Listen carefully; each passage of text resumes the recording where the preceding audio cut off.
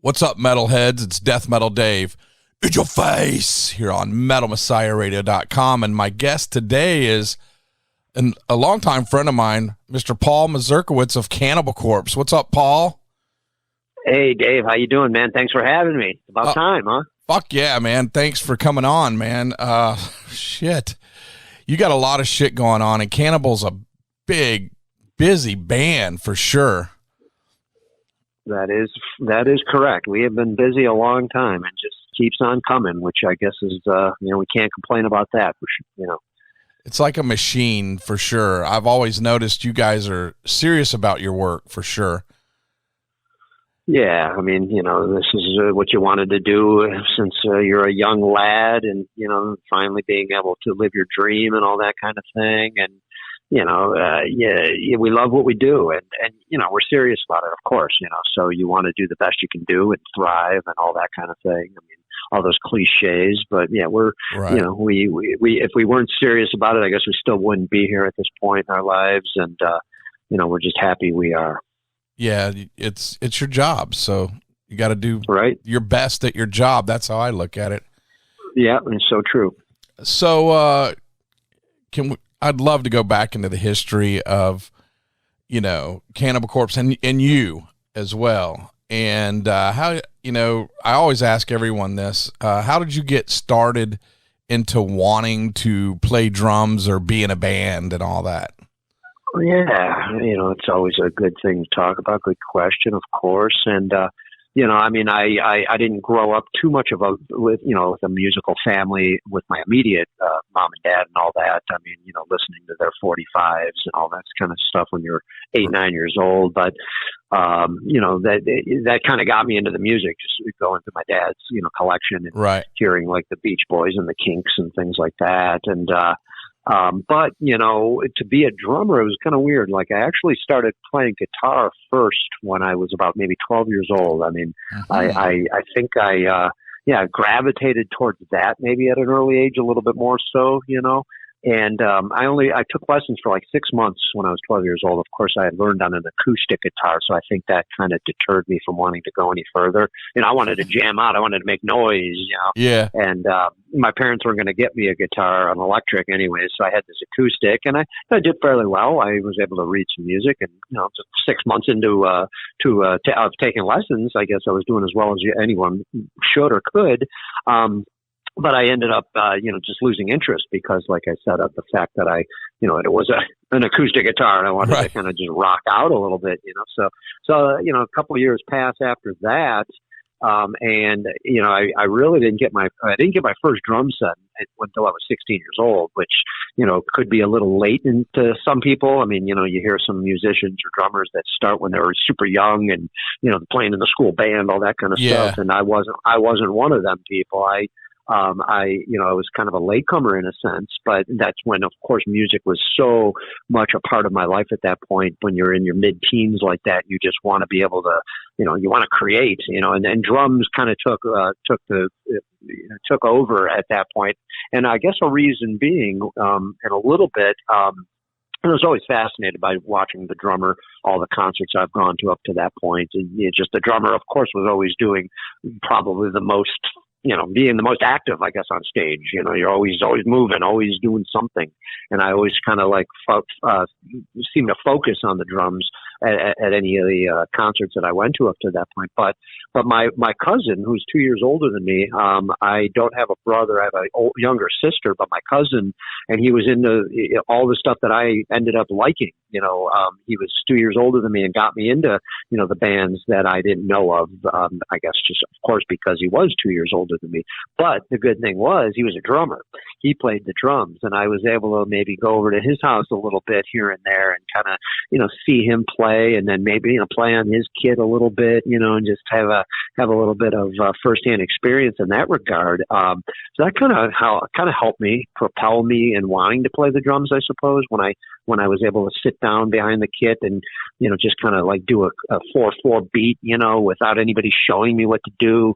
I kind of felt like, hey, I could probably do this, without, some people just don't have rhythm at all, right? They can't tap with their foot and, and do something at the same time, or just be in time. And I felt I was able to, without anybody telling me or showing me. So it really kind of made me, want to play the drums at that point. My uncle also was a drummer in a polka band, and so I saw him play a bunch up close and impersonal like that. He would play at my cousin's, say, birthday parties. His polka band would set up in the garage and they'd play, and I know it's crazy to think. Polka music, but just seeing live music at an early age, like when you can sit right next to, say, somebody playing drums or playing an instrument. Yeah. I mean, that kind of had a profound effect on me as well. So, so it seemed like the drums were in my, in my sights, I guess, from those points on. So that's basically what got me into it that way. And then, the music, just growing up in the 80s, of course, we're into heavy metal, and, then, the music's changing, Metallica comes out, right? Slayer comes out. Now you're just a mid-teen. I mean, just at that age, you go, man, we want to create. I want to create. I didn't want to just sit and listen anymore, which I, of course, still did, but, want to start a band, I'm going to play drums. Let's start a band. And, the next thing you know it, here we are. But yeah, basically that was kind of how it all started out. Well, I guess you guys were in high school or something when you started a band, or right. Yep. Tirant Sin. Yeah. It was, we had a couple names. There was a couple bands previous to Tirant Sin, but Tirant Sin ended up being like the first real band that actually like played, out with original music, Yeah. We had so that would have been, I guess, 80, I think Tirant Sin started in the circuit probably around 87. So at that point, not much before Cannibal was really formed. I mean, when you look back, it seems like it lasted for so long, but, Tirant Sin, how long was that around for? Maybe 2 years, and then Cannibal's formed at the end of 88. So, but when we got the first band together, even before we actually were Tirant Sin per se, I guess I was probably like a junior in high school. And, my friend's going to play bass, and we, find a guitar player and all that kind of thing. And, so I guess I was 17 years old or so. Right. So that was, when it all kind of started taking a little bit more of a serious tone, I suppose. Were they your schoolmates, if you will?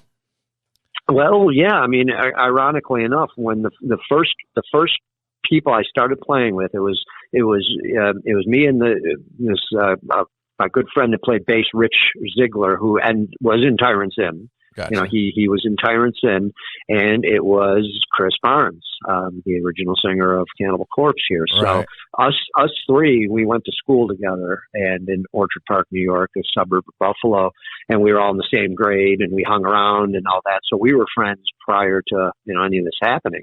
And Barnes was involved in that as well. So I'll never forget when we were in Rich's basement, and he said, "Hey man, we're going to form a band. I'm going to get a drum set." I said, I'm going to play the drums."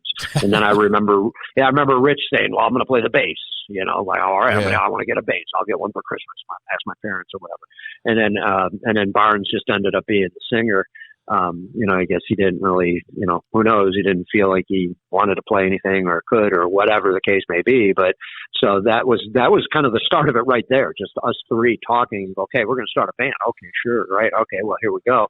And then we did, Rich got his bass. I got my drums, and we were serious, of course, about it that, well, we need to find a guitar player. So, all we knew at this point is your local area, your school and all that. We're not, and going into Buffalo yet. We're not really driving too far or anything. So we, recruited Bob Rousset. That was our first guitar player, who ended up being, of course, the original first guitar player in Cannibal Corpse. Yeah. So really that was the first band that I had. It was us four, and we were jamming in my parents' basement. And, I remember we jammed in Rich's garage a little bit. We jammed mine, and we ended up jamming at Bob Rousset's place for a little bit. But that was the original band right there, the four of us. So, and then it all stemmed from that. Did your parents always support you in this heavier venture? Oh yeah, they totally did. I mean, I know it drove them nuts. Which I mean, I'm so happy my parents were there to support anything they did, which is great. I mean, I feel so lucky and fortunate, that they were there, and probably pulling their hair out and covering their ears and all that kind of stuff. What was that noise down there? Right, exactly. But they let us do it. I mean, cool. So that was amazing that we had that support for them to let us kind of do what we wanted to do here. I mean, and that was amazing to have the support. Right. Now, in the early days, I know you're a big lyric writer, but in the early days, did you write lyrics back then? And what was there a theme for Tirant Sin, or was it just kind of all over? It was a little all over, but I mean, it was thrash.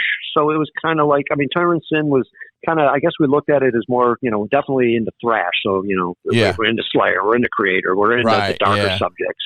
So it's not fully like death metal yet, because there really isn't yet, death metal there yet. Didn't evolve so it was yet, darker. Right, exactly. So there was darker subjects, and some of it was maybe a little tongue-in-cheek as well, because we were into bands at that point like DRI and COC, that crossover kind of, stuff that obviously they weren't really, some of the lyrics might be, silly kind of a thing, simplified, which we didn't.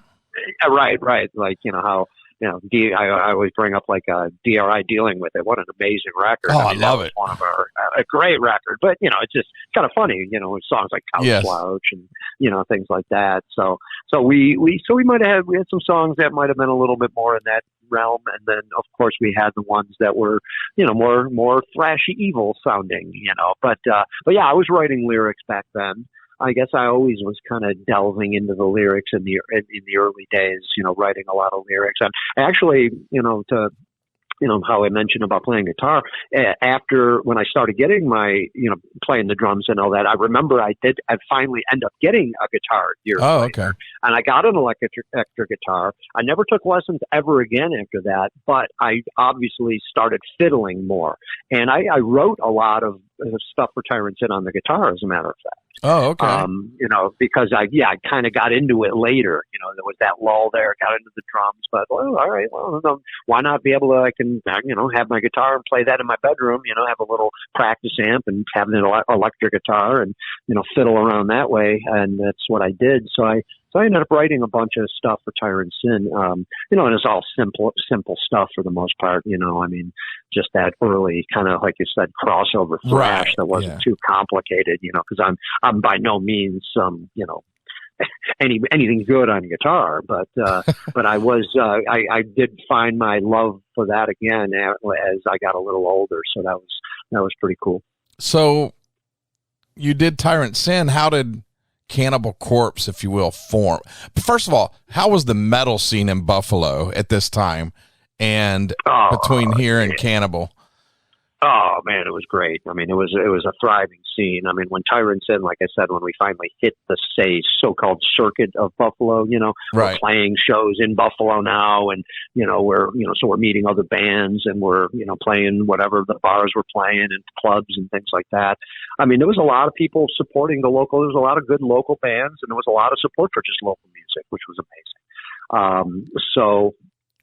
We ended up, playing a handful of shows throughout 87, 88 and all that, made a few demo tapes for Tirant Sin, and, it was a thriving killer scene, man. I mean, really, we had some great times, some great shows, and I think we had a pretty good buzz going ourselves, So at that same time, that we're able to venture out now and not just know what's happening in our little town of Orchard Park, right? There's other bands from other parts of Buffalo and Western New York, right? So you got a couple bands, especially the band called Beyond Death. So we're playing shows with Beyond Death now, and who are these guys? These guys are amazing. Who are these kids? Well, they're from Akron, New York. They're on the other side of Buffalo, a good hour away from, say, where we lived, and they're doing the same thing we are. Young kids playing. Let me say young kids, but mid-teens. Starting out, and they're in the scene as well. And that was Jack Owen, who ended up being in Cannibal Corpse, of course, and Alex Webster. And he was in Beyond Death, and a drummer named Darren Pfeiffer. So it was this three-piece from Akron, New York, that were in the scene as well, like we were, and they were an amazing killer kind of thrashy MOD SOD style of band, really, sort of. Hell yeah. It was awesome. So we played a lot with Beyond Death, and we were getting more friends with the whole scene in general. So that's how Cannibal came to be. I mean, to make a long story short, right? Tirant Sin breaks up. Tirant Sin breaks up in like May of '88. Our bass player quits. Our guitar player quits. Okay, now we're going through some. We got to find some people. All right, we couldn't find a bass player. So we were just kind of like, okay, well, I guess we're on a little hiatus at this point, and so it was right around a few months after that, because it would have been December of '88 when Cannibal technically was formed, is when I believe it was that Alex called, I think Bob Rousset, and said, "Hey, we know you guys are, looking for a bass player, and we actually just kicked out our drummer, So hey, you guys think you might want to like merge together here? And, hey, Paul, I'm playing drums, Alex plays bass, okay." So that's what we did. Basically, Cannibal was formed from the remnants of Tirant Sin and Beyond Death. And there you go. Yeah, you got the original Cannibal Corpse with me and Barnes and Rousset from Tirant Sin. But Barnes was in Tirant Sin at this point. He wasn't in the early incarnation, like I was saying, how we started the band, actually, me, Barnes, and Rich. But then Barnes went on and did Leviathan, so he wasn't on like our first two demos or anything like that. He ended up being on our third demo, and Barnes, replaced our, kind of the main singer we had for, once we started playing the circuit kind of thing. Gotcha. So that's how Barnes was involved, and then Jack and Alex were in Beyond Death, and there we go. Cannibal was formed, and it was kind of a crazy way it all came together, but I guess it was meant to be. So you were playing thrash in these other bands before, and when you came together as Cannibal Corpse, how did the writing begin? Did you decide we're gonna fucking play fast, and did you decide, hey, we should do our lyrics as this style or something? Yeah, kind of. I guess, I mean, when you look back at that time, and I know, you were there as well, at that time, everything was changing on a dime. Yeah, it was. It was on a dime like that, like whatever you were into 6 months before, it evolved. Yes. It was evolving. The scene was ever evolving. So, right, when Cannibals formed in '88, I mean, people have heard the demo. I'm sure you heard our first demo where Barnes isn't singing death metal style. It's more like a kind of like almost like a Blaine from The Accused mixed with Melee from Creator, I mean, so that's what was happening at that time, and that's what we were into. So it was actually morphing as we went. So when we were formed, we're bringing in now another. We're used to writing our style, Tirant Sin. Me being a writer, Bob being a writer. Now we're playing with Jack and Alex, who are different writers. So we're merging kind of styles, albeit it's thrashy and it's heavy and dark and all that. But I mean, I think we're just newer bands are coming out that are influencing us as we speak at that time. So it was just kind of like evolving as we went. And that's why you got the demo at what it was. And then when we went to record the record, which would have been under a year, I guess, time before when we recorded, now where Barnes sounds like, we're like a death metal band now, because that's what's influencing us. We're hearing the other bands like Death and Obituary, and that's all coming into play now. And, so it's influencing us to want to be heavier and to play fast, right? To play faster, to play more extreme, to be darker, Let's get heavier. Right. Let's get heavier. Let's just keep getting faster. And I think, our abilities were allowing us to do that, because we were all still fairly young on our instruments, Right. I mean, obviously I've only been playing drums at this point a couple of years. We've all kind of started at the same time. None of us were like some veteran players here, and we're just, all kind of starting out at the same time. So we're gaining our musicianship as we go as well. So of course, I'm able to play faster. I'm able to play longer. Those guys are able to pick faster and play faster as we went like that. Yeah. So that was our goal. Yeah, let's play harder, faster, darker. Let's be more extreme than than we can be. So that's how it all I would imagine you pushed each other too, like. Oh yeah, you know what I mean. Of course, man. I'm playing this fast. Okay, I'm gonna do this.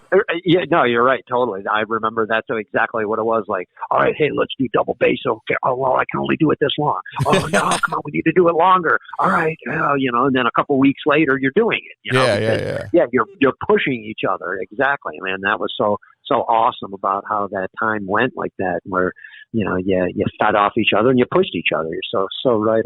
It was awesome.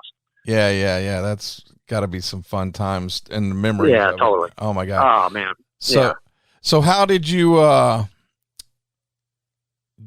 get noticed by Metal Blade to begin with? Well, I mean, so we were formed in December of '88, and early 99, 89, we're rehearsing, we're writing some songs, we're playing, and then, hey, we got a gig coming up if we want to play Dark Angel.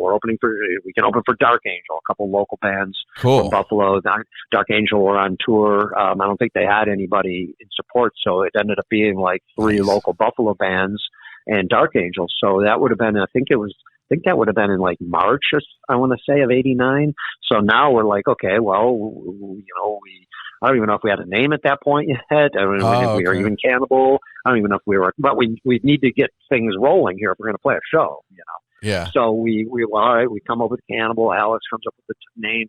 We're dead set on that. We think it's unbelievably amazing, of course. And then, we want to make a demo tape. Hey, we're playing a live show. Perfect.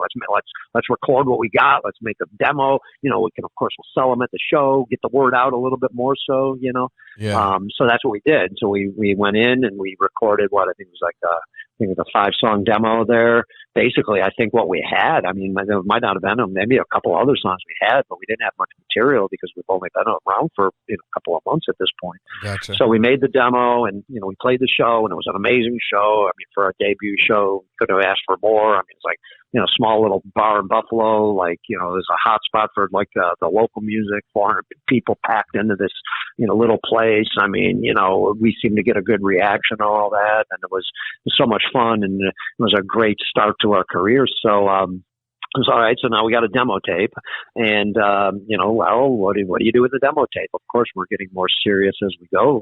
Let's see if we can shop it around and, get it out there. And, we had a guy helping us out from this music store. It was called Cavages in Buffalo. It was it was a chain. I think it might have been like a Western New York chain, but it was, in some of the malls, and it was all over the place. But I know Barnes was working there and he ended up talking to the guy, that like his manager or his owner or something that said, hey, he's willing to help us, he's got some connections, willing to help us out, send the tapes to some people that he knew, some record labels.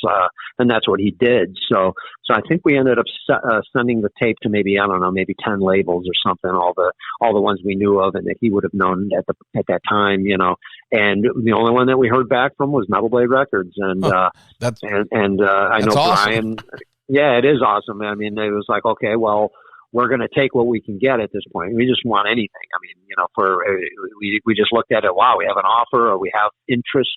Yeah. And, you're young, you don't care, right? You just want to get your foot in the door. So Metal Blade showed interest and Brian was, Slagle, I guess, really loved the demo. And we did have a little of a connection at that point because, Mike Faley, who was the president of the company, I guess Slagle is the owner, CEO. I guess you would call Faley was I think the president or he's like second in command, but he's from Buffalo and he was, he was like, Talus, the band Talus, Billy Sheehan's first band from Buffalo. Yeah.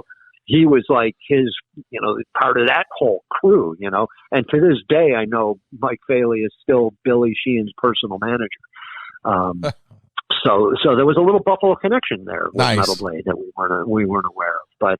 But I think that helped, using this guy from the record store to get through some of the red tape with some of these companies, and especially it probably worked with Metal Blade because, who knows, maybe these other labels that we sent it to, maybe they just ended up in a bin and they never even heard it and you never listened. Yeah. But obviously it sounded like we were able to get it through to Brian at Metal Blade and and the next thing you know, we got an offer from him, and we're signing to Metal Blade Records. And man, I'll tell you, everything happened so quick, dude. I mean, we were formed in like I said, December of '88. We were signing our contracts in July of '89, and we were recording, Eating Back to Life, the first album, by the end of the year. We weren't even a band basically a year, and we're already recording our debut album, and it's like, what the hell just happened, So what crazy times. What made you go to Morris Sound? I mean, I read the book for Scott, and I interviewed him, and he said he was like really intrigued in the way that you guys just piled in a van or a car and drove down here, saved your money or something like that. The story goes. Right. Well, he's correct on that. I mean, because, what are we going to do here? Not much of a budget happening. I mean, when we signed to the record label, we're just still young, green, naive. We don't know what's happening, how you do things, As far as we know, okay, we're going to go record, I guess, where we did our demo tape here, and, then you find out, hey, no, if you guys got a little bit of a budget, you can go and record with somebody, and you can have an artist do your cover, all those kinds of things. So, I mean, really what caught us, I remember, this is me, but I'm sure, a couple of guys might agree as well. But I remember when, we were huge fans, of course, of Sepultura, and when Beneath the Remains was out, that was like such a huge album for us. Of course. Yeah. And we knew Scott Burns was a part of that and produced it and all this. And man, we just loved the drum sound on that album and just the sound. We were like, man, this sounds amazing, And then I believe, I want to say that we knew of Obituary at that time too. And that, cause I guess they would have recorded probably the debut just before we did, or like a year before perhaps. So maybe it was just out. 89 is when Slowly came out. Right. So there you go. So, cause we didn't, Eating Back to Life came out in 90. So we may have been privy to Slowly We Rot at that time, and knowing Scott was involved in that. Yeah. And we were like, we got to work with, hey, if we want to work with anybody, would love to work with Scott Burns, of course, He's in Florida. Oh, well, that'd be cool. Hey, we're from Buffalo, we go down to Florida to record. This is going to be great. So that's what we did, right? Scott was right. I mean, when it all came together, and we were, okay, what's just happening? We're going to Morris Sound. We're using Scott Burns, and I'm pretty sure, we went in like the winter time. So, we packed in Jack's van, and I had my pickup truck, and I believe I'm sure it was for Eating Back to Life. Yeah, we used both vehicles to get down there. I'm almost positive. If not, it was just Jack's van, but I know I ended up because we ended up commuting down to Morris Sound for the first 4 records. Right. Once we started going, but basically, we didn't have much of a budget. Of course, why would we? First album, you got a minimal budget to work with, so you're going to save money as much as you can. So we piled down in the van and brought our gear, and there we go. We were there like 10 days, I think. Maybe the thing was said and done in 7 to 10 days, 8 days. From start to finish, and then that was that. So, did you bring your own equipment down with you, or did you use some here? Well, we did bring our own gear. So I know I used my own drum set on Eat Back to Life. I know I used my own set. Gotcha. I can't remember if we used any other gear, amp-wise or anything, but I'm almost positive. I brought my drum set. I'm sure we brought everything. Right. Gotcha. And which is what, 2 stacks two stacks and a bass cab and the drums. Yeah. So I mean, it would have been able to all fit. So, but I do remember using my own drum kit for definitely on Eating Back to Life. Cool. Yeah. And then it hit us like a big slap in the face. Whoa, what the fuck is this shit? When it came out. And and fuck, man, y'all had some success too, man, for sure. And then you had Butchered at Birth, which you, I guess, went back to Morris Sound again. And right. I pretty much the first bunch of albums were done at Morris Sound. Yep. And you've done, that's what we did.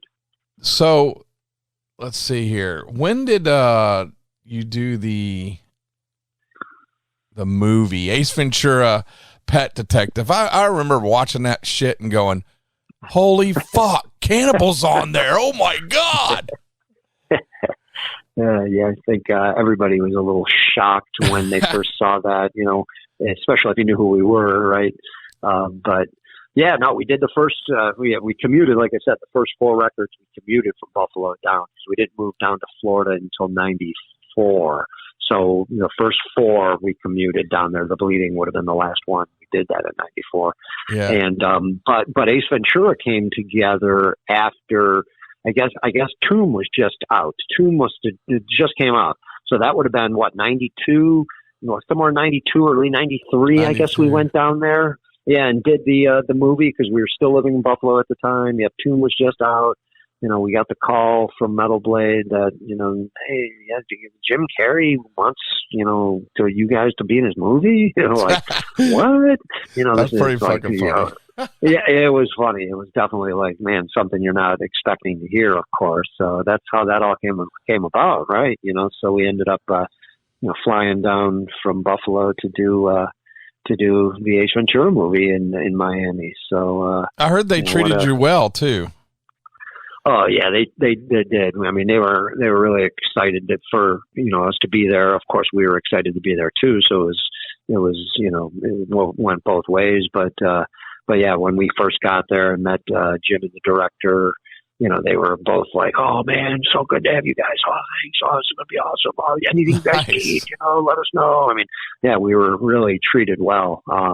Which was a very, very cool thing to be welcomed by, of course. So yeah, that was what a fun experience, of course, and then the fact that the movie did so well, exactly.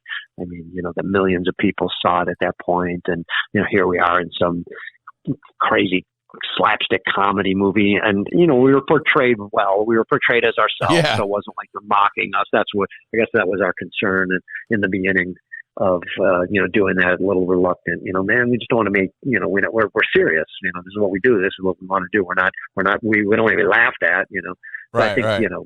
But it all worked out the way it should have been. Perfect. Yeah, it did. It really did. Set up and all that. Yeah. So it was what an experience for sure, man. That was so much fun.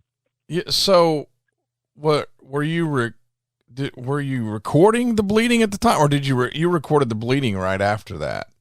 I would think. It would have been soon after, I suppose, right? Yeah, because, maybe not soon after. We probably went on tour. It's hard to remember the complete timeline, but I know I know Tomb was out.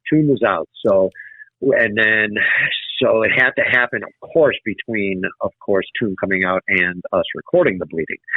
So I can't remember, we didn't do much touring. That's why all those albums, of course, came out so quick.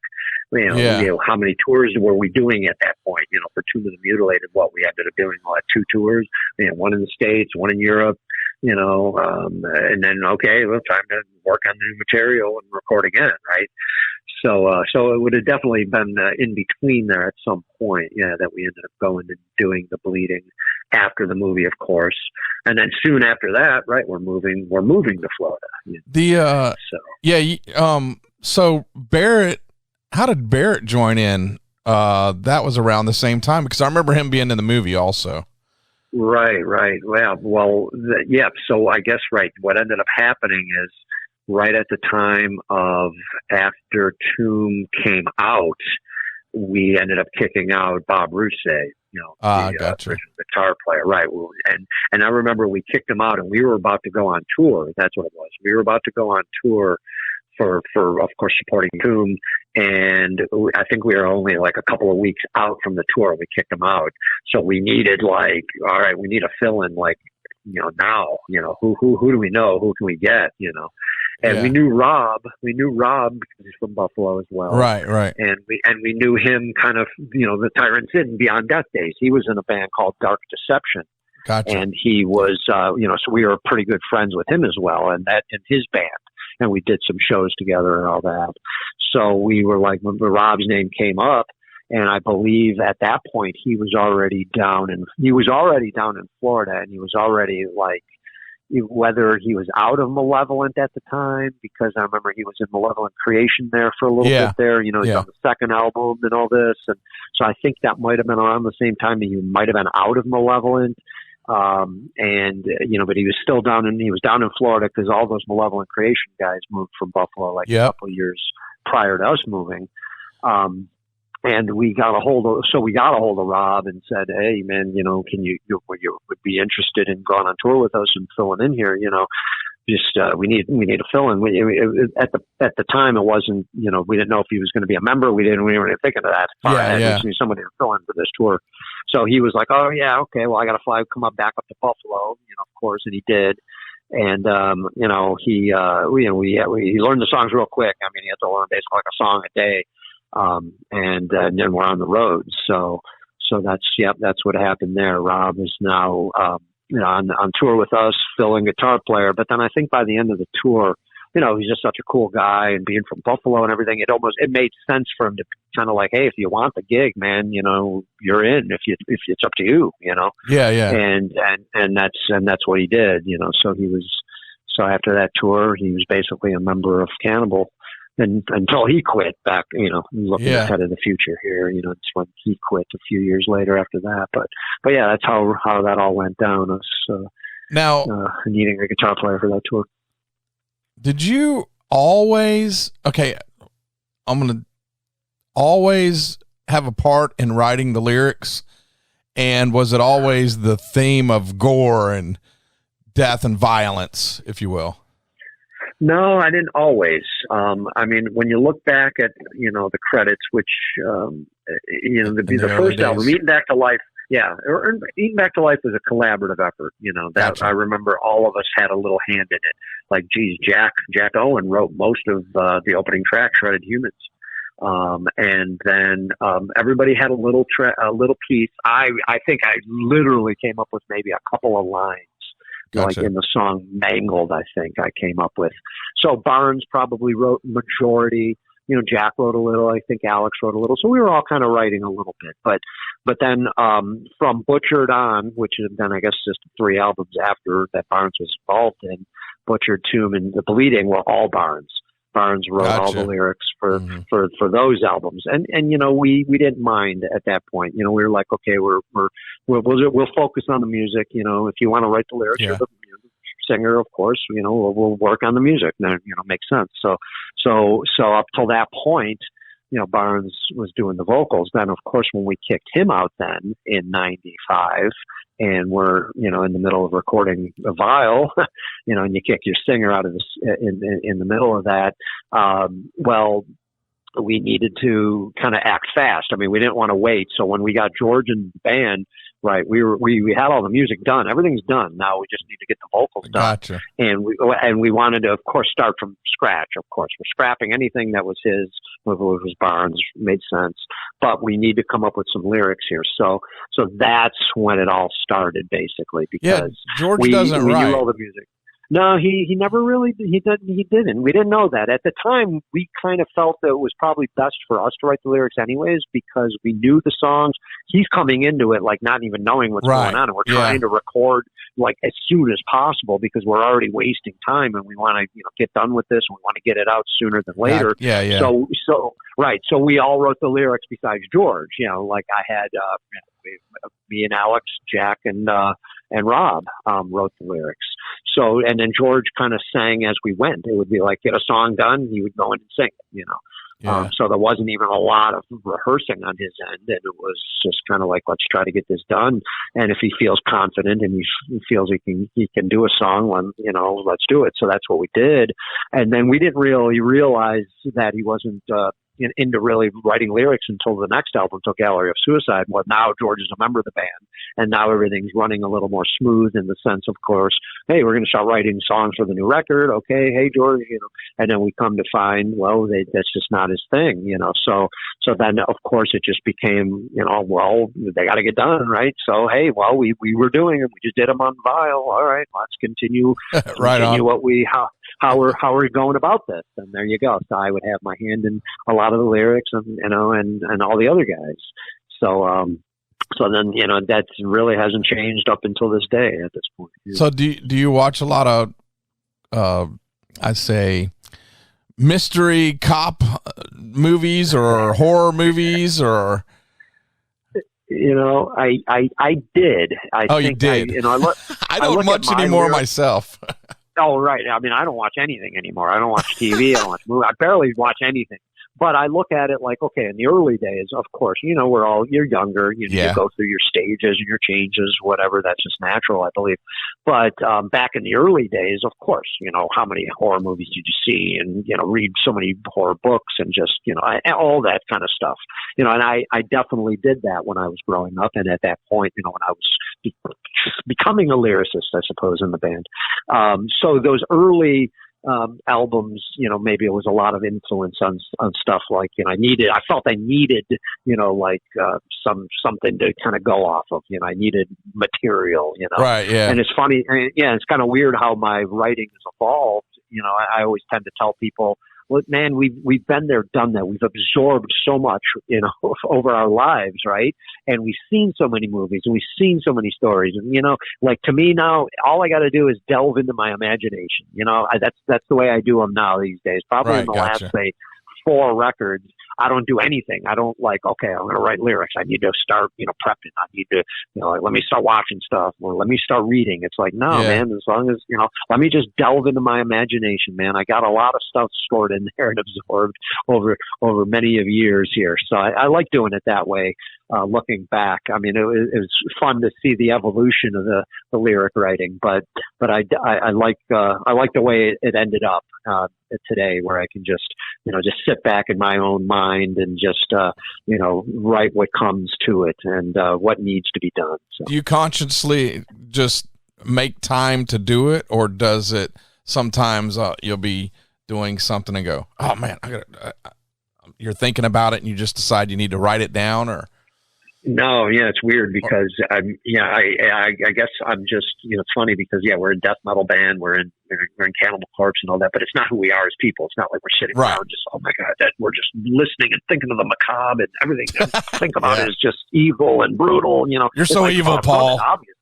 Yeah, exactly, Dave. Well, that's why it's far from it. So exactly. So if anything, you might just something in that regard. What you were saying, it might be like, oh, that's a cool song title. Oh, that word. I got to remember that word. Let me write that word down, because that could be a song title, or part of a song title, or a phrase that I saw that I'm like, all right, I got to remember that. Let me write that down.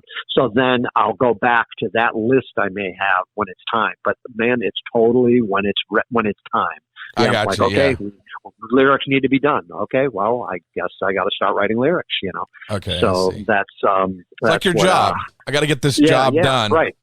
Yeah, because I'm not sitting around thinking of these on a daily basis or anything. So so when it went, luckily when it needs to get done, it gets done, which is a good thing. Right. I think we have good we got good creativity amongst all of us that we're able to pull it out when we need to, musically, lyrically, and all that.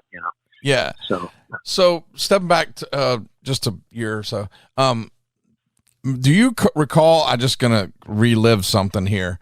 Do you recall when you were in the studio, you had to be recording The Bleeding, and I think Creator was in the studio at the same time. Yeah, they were, because you guys, Ken Carnig brought all of you guys to my house, and I had a bunch of parties all the time. This night, Ken was like, I'm going to bring these guys over. So I told everyone except some close friends that I wasn't having a party, because I didn't want to bombard you guys. I just specifically remember that I still got a keg and we still cooked out. I don't know if you remember that. I do remember. It's hard to fully remember. I mean, I don't remember really like details, but I have do remember. pictures.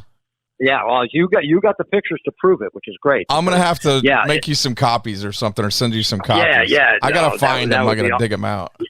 Yeah, that would be awesome. I'd love to see them. I mean, so it's crazy, Dave. We're so young. So much stuff is right. Yeah, and then time goes by like that, and you almost forget about certain things, which kind of stinks, And but I do remember that. I remember going to your party, being at your house and all that. But that's like kind of all I remember. I wouldn't be able to remember. And it was in Lakeland. That was a drive for you guys. Oh yeah. See, I do remember it being far out, where of course we didn't know the area whatsoever. So you're driving somewhere like, where are we going? Who knows? Where the hell's Ken taking us? Yeah, because we have no idea the area at this point, So all we know, all we knew at that, I guess, was the surrounding Morristown area, a little bit of Tampa. You know, Yeah. we didn't really venture too much at that point. Yeah, yeah, it's funny. You know, the one thing I do remember is you and Alex. I don't think you all came. I think Rob was he lived in Florida, so he might have. I doubt he would have went home, or maybe he was done with his parts or something. I don't know. But yeah, I don't know. You and Alex were there. Chris was there. He only came in to take a piss, and then he went back and stayed in the car. And it was like I just specifically remember that because the joke of the night is, "Where's Chris?" With you guys, not us, because you were like, "Where's Chris?" Right. Yeah, weird. Yeah, kind of. Yeah, details like that. I have no recollection. I just remember because it was the joke of the night, and other than that, I can't really remember. And I remember Creator wanted something special, party favors, and I was able to find them for him. So gotcha. They were fun into. times. Yeah, fun times. Millie and Ventor. I can't remember if all of them came either. But anyways, yeah, it was fucking fun. Now back to this. So, then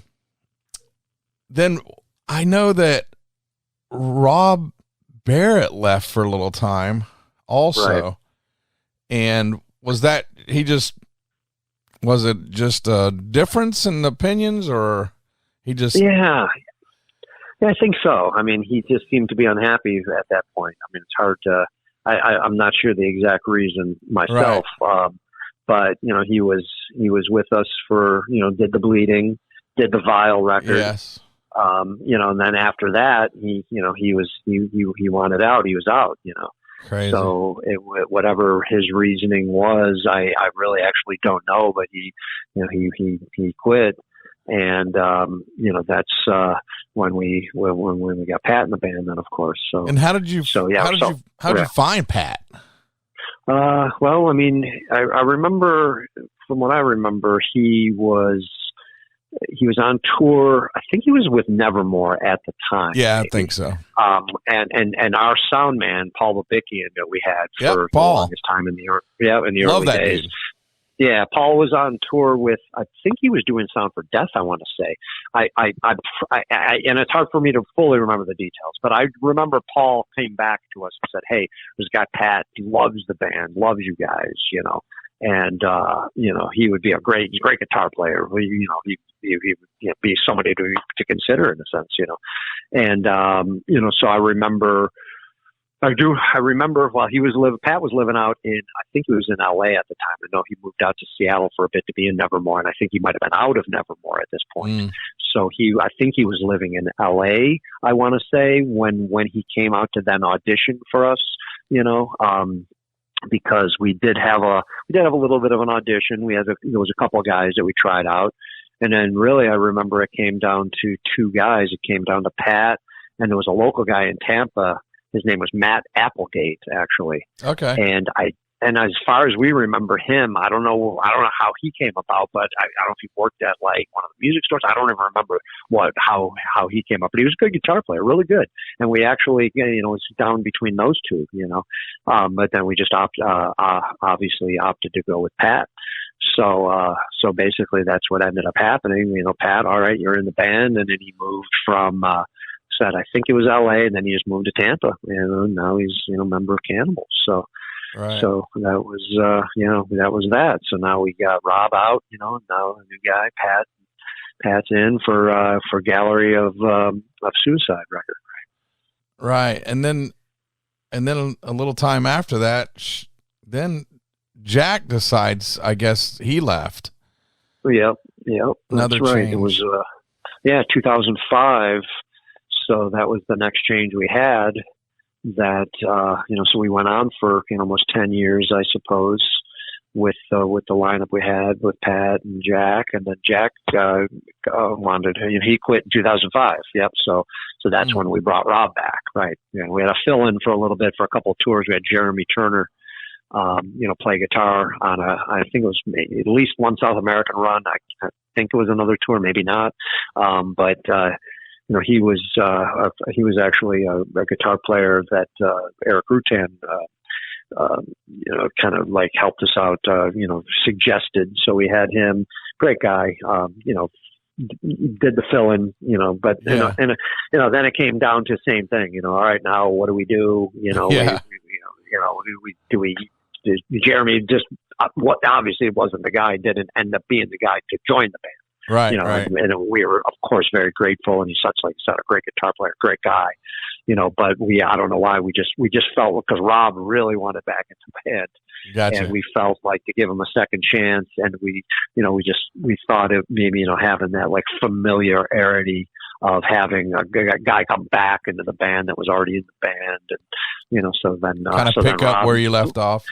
Kind of. And then, there you go. Rob's been the man ever since. So, yeah. At this time, you were already recording through Tan, through some albums. Let's see. Yeah, I guess. Well, the first one would have been Kill. Yeah. I guess Kill would have been the first band. Yeah, that would have been Rob's first album. Yep. Back in the band, right. Which would have been 2006. Yeah, because Jack leaves in 2005. And that was in a touring year. So we had a bunch of, so the touring was happening. So now that Rob's back in, okay, we're writing for what would become Kill. And we recorded that in 2006. And that was Eric's first album, producing for us, right? Yeah. Hell yeah. My God, you guys are a fucking machine. And I know some people are going to go, what about this album? Look, there's so much history. We're not going to break down every album. It's exactly. But there's more stuff I want to get to really quick before I let you go that has nothing to do with Cannibal. Man. I mean, no problem. We love Cannibal. You guys are a fucking machine. You're business as always, cranking out the fucking brutal fucking lyrics, the fucking brutal music, and you're almost nonstop touring for sure. Right. I mean, you guys are busy. We are busy. Yeah, we've been busy. And you probably schedule your tours a couple years in advance. Well, these days you have to, right? I guess, when it gets to the point it is now, it's just you really have to, for so many reasons, of course. So, that is the way it goes. Yeah. So some people might know and some people might not know, but your other passion other than Cannibal and music in general, playing the drums, is hockey. Yes. How long have you been playing hockey? Oh man. Well, now that's something I've been doing a long time. More than I've been playing drums. I started when I was about 5 years old. Wow. Holy shit. Yeah, my dad got me into it, 5 years old, start getting on the skates and, start playing hockey. I mean, I think that's what not everybody did, but being from the Northeast, Buffalo, I mean, it's a hot spot for hockey. And, a lot of people played it. A lot of people love it, of course, not everybody, but, I was one that did. My dad loved it, wanted me to play. And, I'm very grateful for him for getting me into that, of course. Maybe I would have on my own, who knows, but, to start it at such an early age. That's really early. Yeah. Oh yeah. I mean, and that's what, of course a lot of kids do, Crazy. They start super young and, man, I'm just so grateful for that. I love it. I love playing hockey. I love being on skates, it's funny. I've never been on a pair of ice skates, but I've always been from the South. So, right. Well, I mean, Alabama and Florida. Yeah, no, so much different. Of course, now if you're growing up, like if you're a kid growing up in Florida or Alabama, anywhere in the country, there's rinks everywhere. There's hockey everywhere. Yeah. But yeah, when we were young, people talking hockey in Florida, that's, you laugh. I mean, that's just like, that's a joke, I mean, that's just, it didn't happen. And now it's the norm, which is amazing to see the expansion. And you got, like you said, you got kids that are from these hot weather areas, warm weather areas that are, growing up and they're making it into the NHL and they're becoming, superstars. So it's amazing to see that expansion. But yeah, when we were growing up, right, Dave, totally understandable. No one's skating down in Florida, down in the 60s, 50s, 70s, In Alabama? So I was in Alabama. Yeah, right. Alabama, Florida, any of the southern states, basically. Right. But now it's fucking huge down here. And there's a good thing about the local Tampa Bay Lightning is they've built hockey arenas in different areas in the Tampa Bay surrounding area, which is cool. I think that's fucking, and they've also built those non-hockey ice rinks. God, right. What are they called? The like roller blades or whatever. Roller rinks, yeah. There's a bunch of inline, yeah. I mean, outside stuff. I mean, yeah, it's pretty prevalent now, which is amazing to see. Because right, I grew up like that. That's if you're from Buffalo up in the north, of course, hockey's everywhere. There's a rink on every corner. You're playing outside always. I mean, but that's just that hockey's a cold weather sport, and you didn't have. It just didn't catch on until years later when you finally got the teams, and maybe people moving, to kind of bring it with them a little bit, I mean, when I play hockey now, men's league, you've seen me play. I mean, so many Northerners I'm playing with. I mean, there's some, a lot of people that might have been, from Florida or the South or what have you. But of course, majority of the people, I'm from Michigan, I'm from Buffalo, I'm from Canada. Gotcha. Yeah, okay. It makes sense. They're all like people like me, that started at a young age and, they happen to live in Florida now and, you want to keep playing the game you love. So it's awesome to be able to, be here in Florida and be able to, get on the ice and play some pretty good hockey, against some good competition. So what's the name of your team? I don't even right now, man. I play in this. You saw me play on the Sunday League here, and it's called the Invite League. And you know what? That league, there's 4 teams, and they're ever changing. I think when you saw me play, I was playing on. I think my jersey was like a light blue jersey. I don't remember. I think it was because when I started. Oh yeah, it was Sunday, light blue. Yes. Right, and I played on that team for the longest time until just this last season, and me and a couple of the other guys and a girl that we ended up playing on a different team because the guy that runs the league, he just kind of intertwines like rosters, just to kind of be like, there's no set, okay, this is the team and that's that.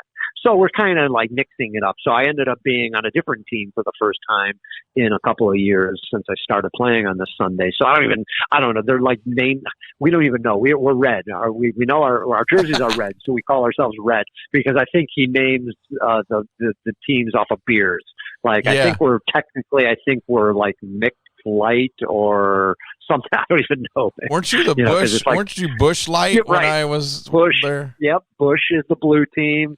And then I think Mick Light, there's a couple. So I don't even know, And we just go, okay, who are we playing today? Blue, yellow, or blue, green, black, or red. That's how we go by it. Oh my God. I got to find those pictures that I took that day of you guys holding up the keg, keg cup or whatever it was. the Stanley keg. We won the Stanley keg that year. Yeah, that's right. You did come on. We played the final. That was funny. I tried to go another time, and I sat there and watched the game, and I didn't even realize I was watching you, but I was watching you. And then I left, and I was like, man, I couldn't spot you, but oh well. I'll make it out there again. It's around the corner from my house. No, that's awesome. Yeah, whenever you can make it, I appreciate you coming out. It was cool that you came and checked it out. Well, you're a cool motherfucker. So that's what I got to say. And I don't mind supporting anything that you do. I appreciate it, Dave. You're a good dude, man. And, as well as Alex and George, everybody, man. Rob, Rob's been to my house several times here to a couple parties and it's just cool. You guys are good people. Just like the obituary guys, DSI guy, everybody. Yeah. It's like a family, It really is. It really is. You're right. It totally is. Yeah. But I appreciate the kind words. You are even busier. Not that Cannibal Corpse is busy enough, but you are in 2 other bands. And Heaven's Gate. How did that come about? I mean, I love Heaven's Gate. Oh my God. Oh man, awesome, dude. I appreciate it. Yeah, no, it was crazy. I know. Like really, it all kind of. Well, that one was, that was all Tony. And I love Tony. Tony, good dude. Yeah, Tony, what a great dude. I mean, and he of course has been with Municipal Waste from the beginning, and they were from Richmond, Virginia. But Tony's originally from St. Pete, I guess, or Florida. Yeah, St. Pete. Florida. Yeah, so I know he moved back to St. Pete a couple of years ago after being in Richmond for forever. And, we did some shows over the years, some festivals with Municipal. And I'll never forget the first time we saw Municipal. We were just blown away by man, wow, just like totally like DRI-ish, thrash and, killer stuff, I mean, really, we were old school. We were really loved it. I loved it. Kind of like bringing it back, if you will, when they came totally. up. Yeah. Right. Yep. Totally. So, our paths would cross every now and then, with those guys, and it was always cool meeting them and seeing them and hanging out for a little bit. And, we always said, we got to do a tour, which is finally coming to light, that we need to tour with Municipal, Cannibal and Municipal. But Tony gets a hold of me a couple of years ago now, because I guess just because I remember he's always doing something. Of course, he had that Iron Reagan project and whatever else projects he was doing. But I think that kind of fell apart, or was kind of done, from what I believe. And he wanted us to start a new project, And now he's living in Florida. He's living in St. Pete, and he basically just gave me a call, hey man, I want to start a band, man. Love, if you could play drums, that'd be great. That'd be cool, And I'm going, I'm already had Umbilicus going, my rock project, Oh, that was before Heaven's Gate? I didn't realize that. Yeah. Umbilicus was just before Heaven's Gate. Okay. I know Heaven's Gate's done a little bit more in the sense, because we're all from Florida here, but yeah, Umbilicus was already was going, and then so he gets a hold of me about that Heaven's Gate now, about wanting to start this other project, and I'm like, listen, I'm in two band and Cannibal, I'm in Umbilicus. All right, why not? I'm like, why not? You only live once here, and it sounded like a lot of fun. I mean, like you were saying, Tony's just such a great dude. Yeah, he's a spaz. I was like, oh, he is. He's a ball of energy, which is awesome, man. He's such a great guy and so much fun to be around, and great to be in a band with him, of course. So yeah, I just, why not? It sounds like fun, knowing that what we were going to end up doing with Heaven's Gate, being that old school kind of crossover style, kind of like it reminds me of like early days of Cannibal, Tirant Sin moving into Cannibal, where it's just that primal, primitive, just kind of in your face, like nothing, too advanced in the sense of, how things have gotten with us and Cannibal and all that. It's just, just bare bones, kind of just punk thrashy, kind of raw stuff. Kind of more raw. Totally. Yep. That's right. So yeah, having a great time with that. That's all it was, Mike. And I think it was me and him. And then he goes, "Yeah, I got this guy, Mike. I'm thinking of, I'm going to call him, see if he wants to play guitar." And he's in a band called Warthog, and he lives in St. Pete. And then okay, all right. Then there's this bass player. He's a band called Horsewhip. He lives in St. Pete. I'm going to see if he wants to jam. Two killer other bands. Oh, dude, great bands and great dudes. I mean, I couldn't be have more fun and be around great people than these guys. I mean, we're having a lot of fun, like I said, and just great guys. We're making some really cool music, and we're really happy that we're plugging along here. You got something? You got anything else coming up with that? Yeah, actually, next week. Unfortunately, I guess when this airs, the show will be over. We're playing next Saturday at that Tampa skate park. The one, where's that, on Columbus? Yeah, I guess. I'm gonna go. I'll be there. Yeah. So Saturday, I was there. Okay. Yeah, there you go. You were there. You saw it, man. Yeah. I love seeing shows there. If they do it like they did before, it'd be like a stage a little bit to the side, and then they're skating. It's fucking awesome. I love that place. Cool, man. I've never been there. I heard some great things about it, but apparently it's some big skating thing happening before the bands play, and we're supposed to be on 8:45. There's supposed to be 2 to 3 bands playing. So yeah, it sounds like it should be a lot of fun, and it was fun, man. It was a lot of fun. Right? Yeah, it was. I had beers and saw the skating. Yeah, cool, man. Cool, dude.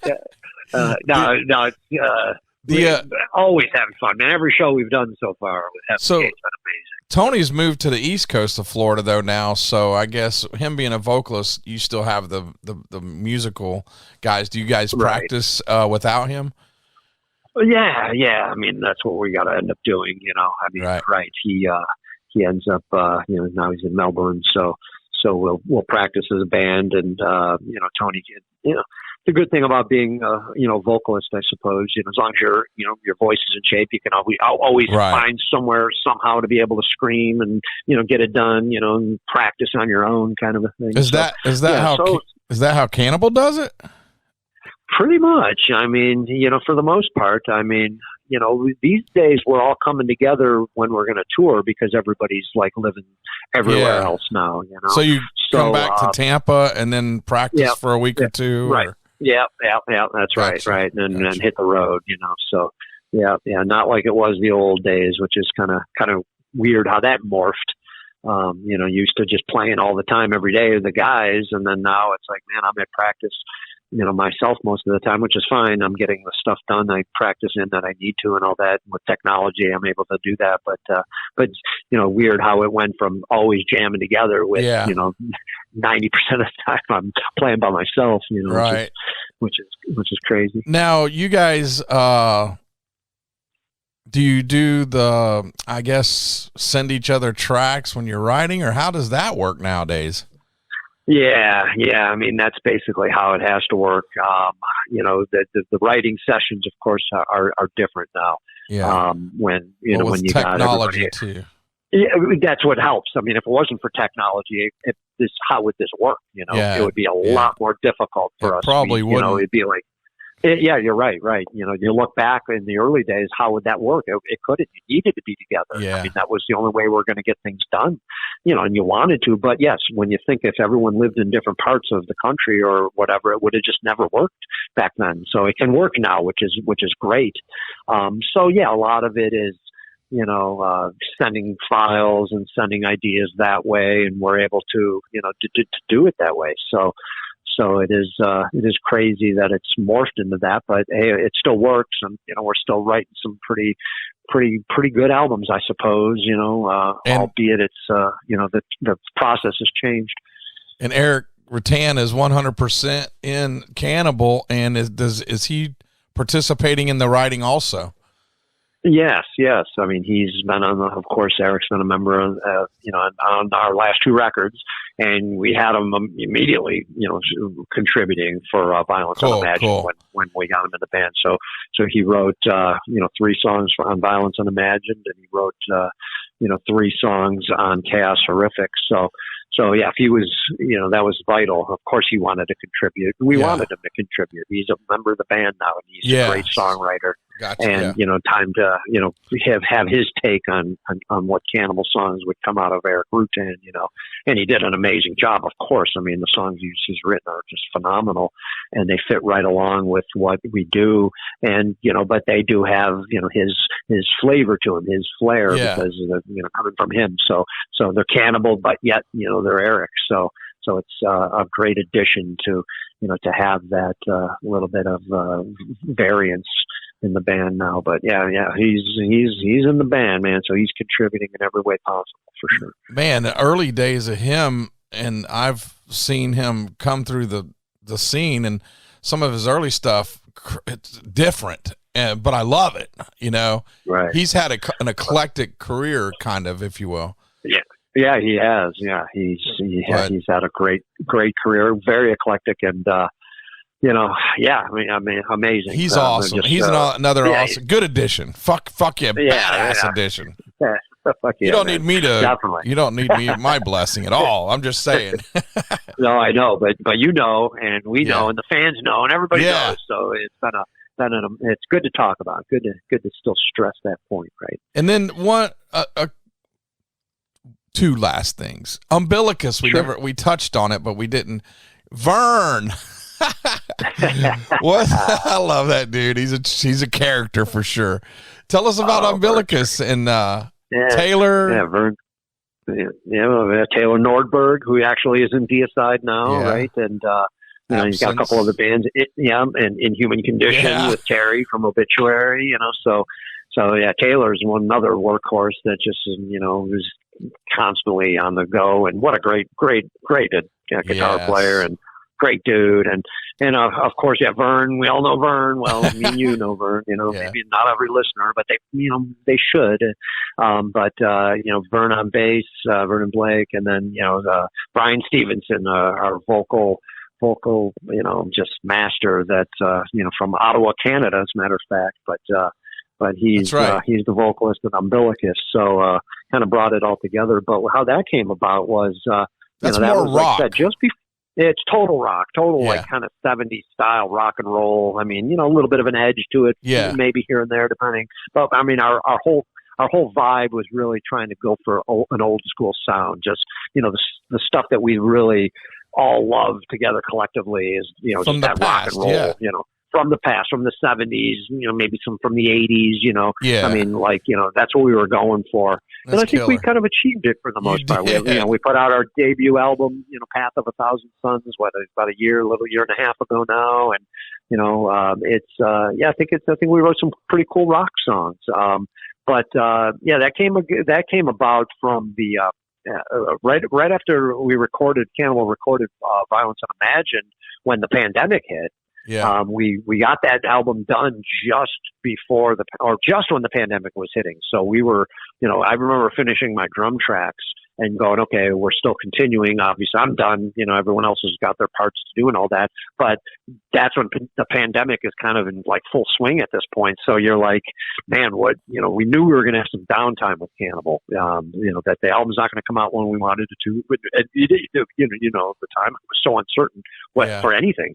When a band's going to play again, when are tours going to happen, when are all those kind of things. It was all up in the air. So I got a hold of Vern because he's a good friend of mine for years, of course. And I said, hey, we had this project going back like 20, almost a little over 20 years ago. We had a project with Jack Owen when he was in Cannibal, and it was the three of us kind of doing something very similar. We actually did play a couple of shows at the Brass Mug in Tampa, and it was called Path of Man, and it was very similar to Umbilicus. It was Jack was a big fan of the 70s style, and we wrote some songs, and we didn't make a demo, we didn't make an album, but we played a couple shows, and it was short-lived. It was around for maybe a year or two.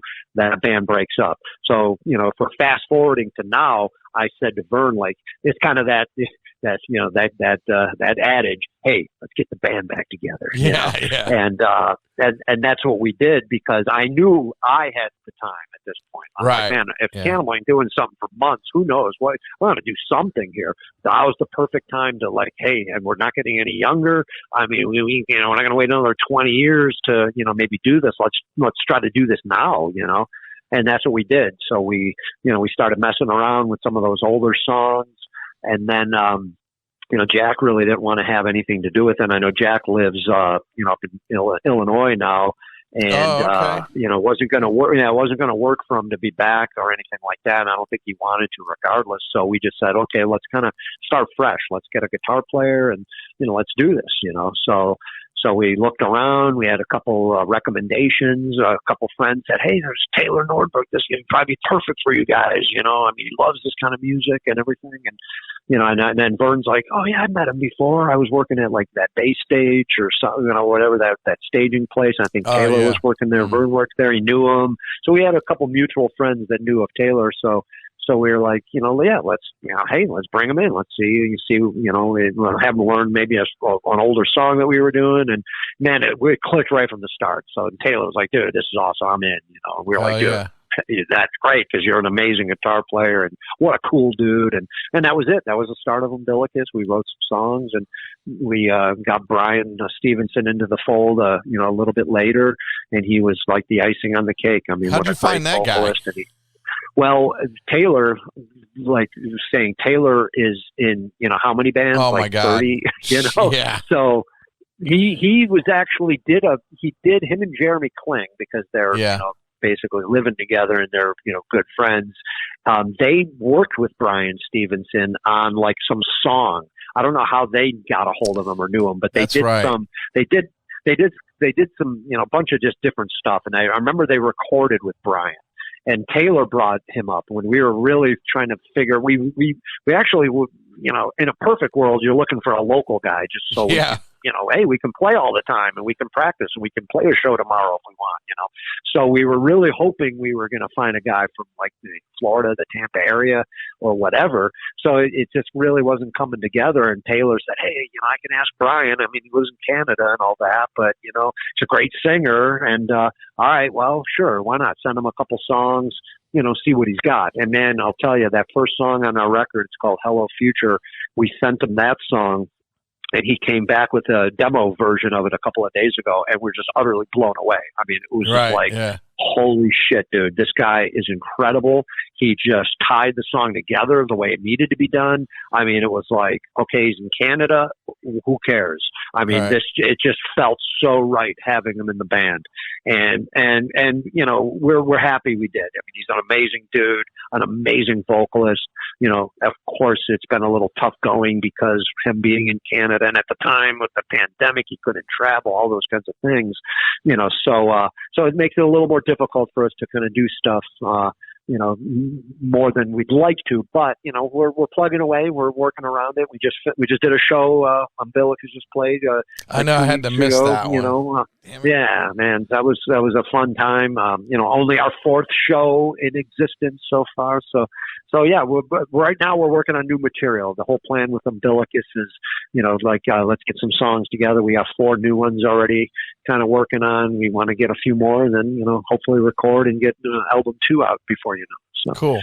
So, but having so much fun with that project too, man. Both of those, Heaven's Gate and Umbilicus, completely different than what I'm doing, but so much fun, Dave. So much fun.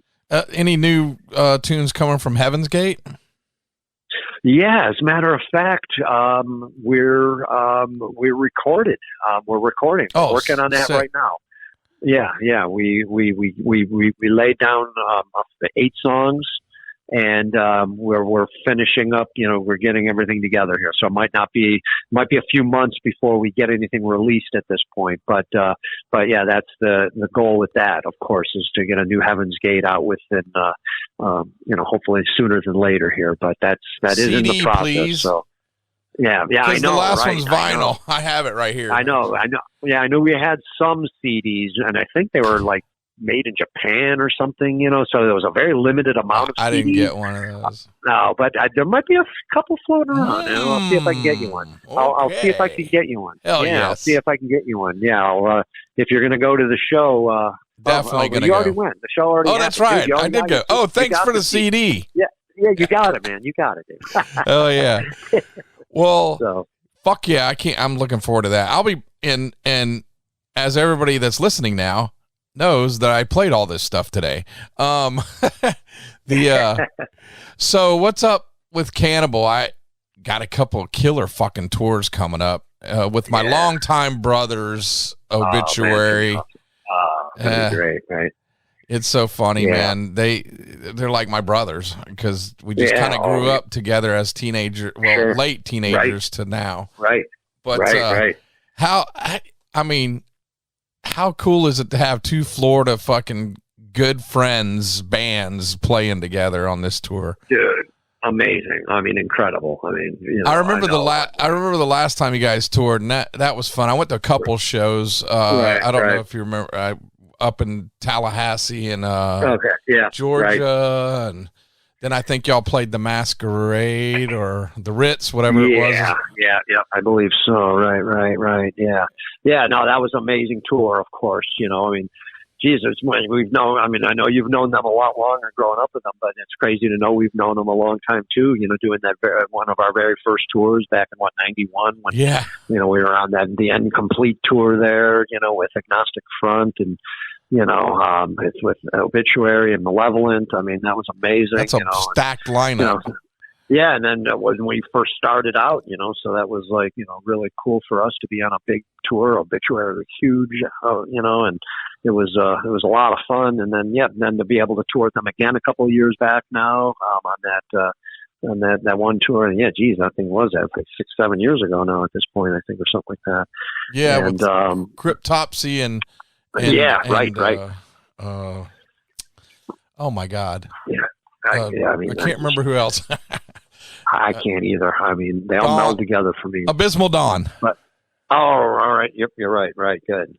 Better memory than I got. But that was such a fun tour, man. So great to be with us. So for it to finally come together again, exactly, and be sharing the stage with Obituary and be playing some pretty cool. Oh man, it's going to be a big one, man. We're all looking forward to that. I'm sure. I know we are. Arenas. Man, it's crazy. Red Rocks. Yeah. Red Rocks. That's amazing, I'm not going to be able to go to that. I was going to. I have to go home to Alabama, see my mom. Right. She's in a home, so I have to go there. Within the last couple of months, so I have to go take care of the family. And you got to do that's more important, man. That's for sure. But I'm planning it. Dave. I'm hitting Obituary on the way up in Birmingham. They're doing a one-off in Birmingham on the way out west. So. Right.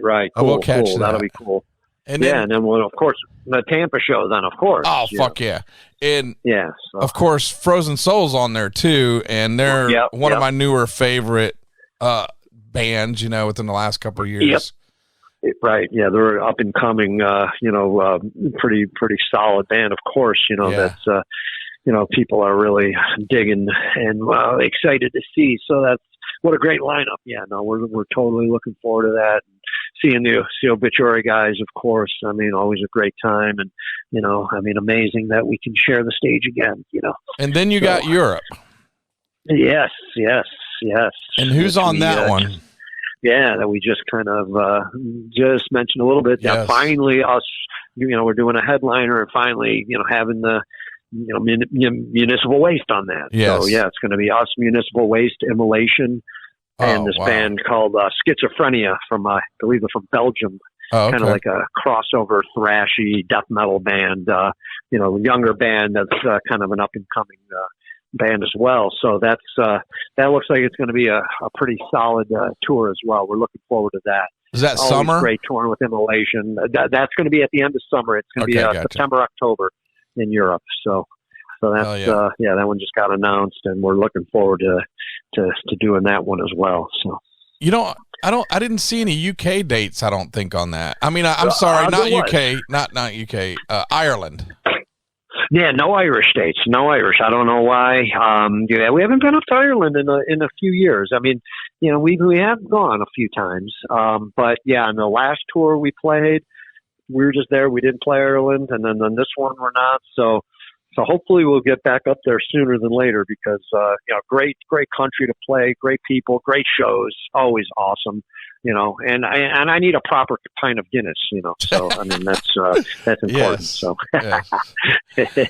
All right, brother. Well, man, I really appreciate this in-depth talk we had about mainly the early days, really. And man. You guys are just rolling right along. I'm guessing it's 2024, so you'll probably come out with something in 2025. Probably already started writing. Not yet. We're still working on the tours and all that. It is crazy because we did sit on Chaos Horrific for a long time. If everybody heard, or remember, read anything about that we had that kind of sat on that for a couple of years because we recorded it kind of right after Violence Unimagined because of the downtime. But then the touring has been happening. So we're not there yet, but eventually I guess we'll get to that point like we always do. Yeah, and then it'll probably be festival season next year. Yeah, I'm not sure what's happening fully. We definitely have some things happening that are in the pipeline. But it's more of the usual, right? Tours, play some shows, eventually new record and do it all again, So. Hell yeah. What was great seeing Heaven's Gate this last weekend. Yeah, man, it was a fun show, dude. Yeah. Great. All right, Paul. I really appreciate it, man. You're fucking awesome, man. And Dave, no, man, thank you, man. It was good talking to you, good going down memory lane, and it's always fun chatting with you, dude. So thank you for the interview. Absolutely. I'll find those pictures and I'll have to bring them up to you. And dude, definitely. That'd be great. Some classic shit. I'm skinnier then too, way skinnier. Oh man, I think we all were, right? Especially Dave. me. All right, brother. I'll talk to you later. Thanks, Paul. All right, man. Take care, man. All right. All right. Thanks a lot. All right. All right. Bye, dude. See you. Bye.